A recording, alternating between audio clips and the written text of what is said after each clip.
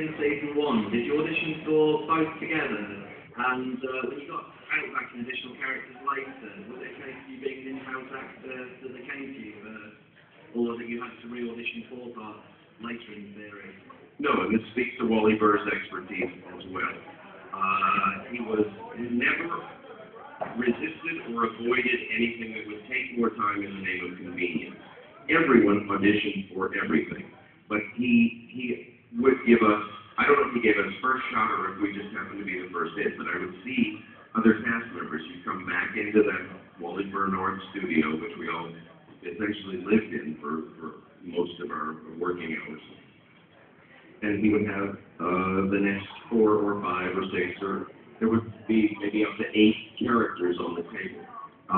Almost everyone was allowed consideration for anything. Once he knew that he had cast an ensemble that he felt was that versatile, he didn't profess to know what else you might be right for. But everyone had an opportunity to be considered. I don't know if we were first for consideration or if we just felt like we were first.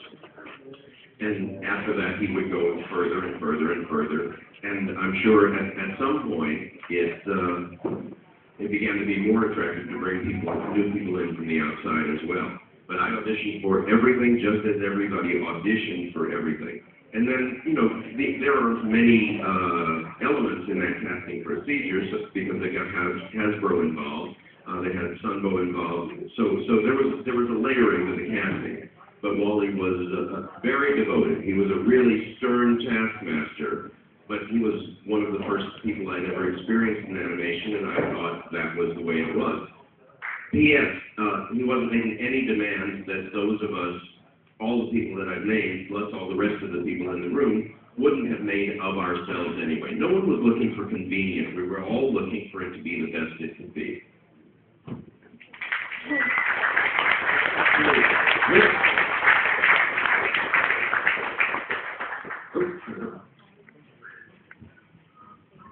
What's the most rewarding aspect of your job for you? Well, I don't have to shave. So that's good. The short answer is I've been allowed to raise a family and have a life and look like a responsible adult to a lot of people, and at the same time get paid to play.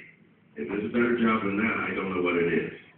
But heavy lifting is probably not even close.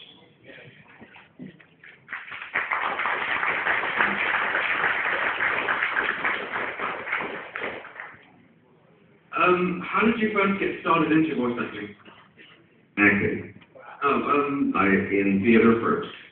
I'm a theater major in conservatory that I went to. I went into a regional theater company which was actually housed in the same building.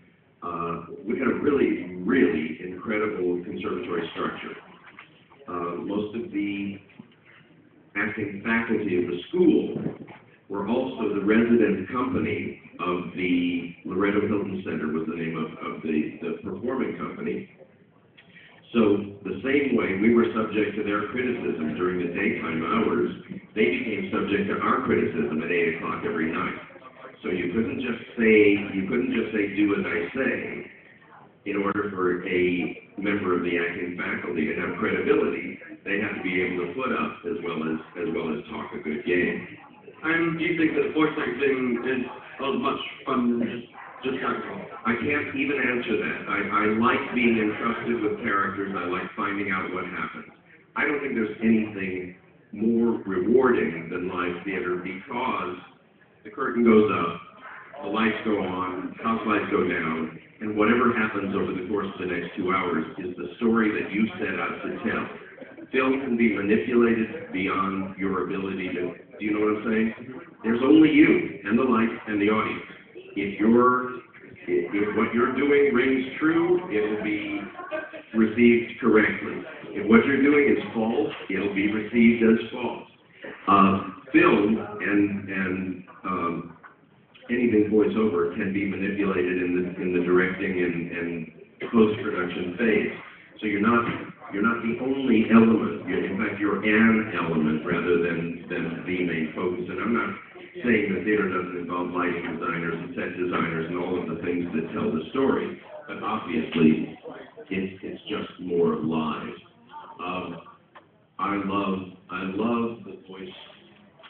I love it all. I mean, I love the studios. I love the bad coffee. I love the good gossip. I love the waiting time. I love the recording time. You know, and it's nice to get a pat on the back and have somebody tell you did a fabulous job too. I'm not putting that down at all.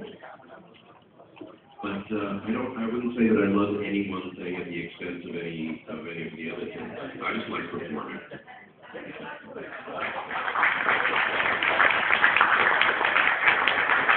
Hey, Peter.